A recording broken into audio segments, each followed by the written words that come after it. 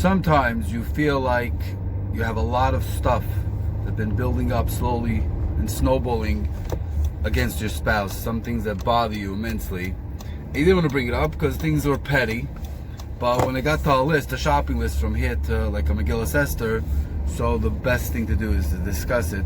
Obviously, we discussed this many times that don't wait till it becomes a Megillas Esther. Wait right away when you get a little dent in your emotional car in your marriage. You should deal with it right away.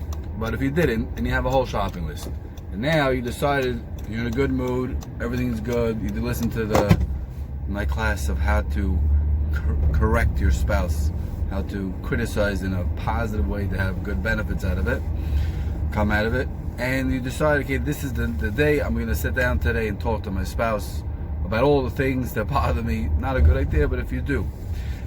And then you sit down, your spouse is open to listen, and don't be surprised that when you start listing out a shopping list, instead of your spouse being an empathetic, amazing, loving spouse and like, really, yes, I'm going to change everything on your list, I'm going to fix everything, and listen to you and empathize with you and really apologize, they're going to come do the opposite. They're going to become defensive, and not only become defensive, they're going to also take out their list from here to wazoo that they have against you. And that is called a World War IV.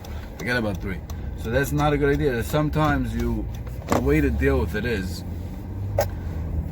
even if they say they have headspace, they're ready to listen to you, and all of a sudden you hear this backlash, this complete opposite shift of role, and all of a sudden your spouse is giving to you over the head. So instead of saying, oh yeah, well look at this list, boom, you start comparing why each spouse is the worst spouse on the planet.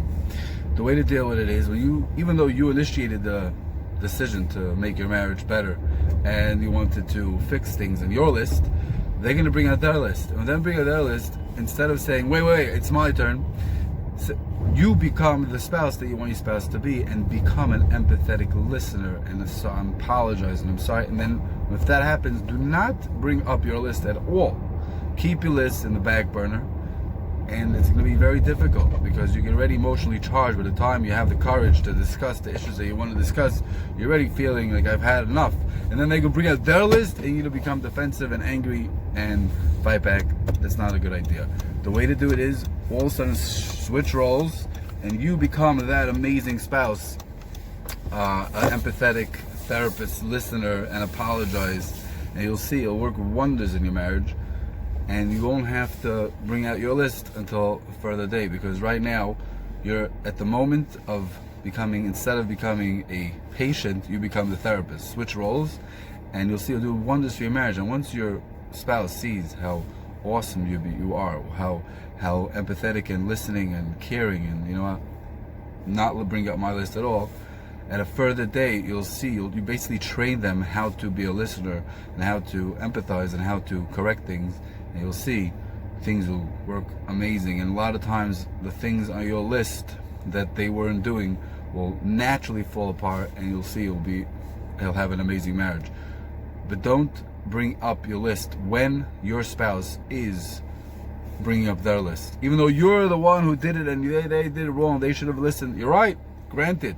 And now at this moment they're hurt also, well, whether they have a right to be heard or not. So therefore you want to be heard right now, but right now your spouse is hurt. So change your spouse's hurt feelings in making them feel heard, and you will have an amazing marriage.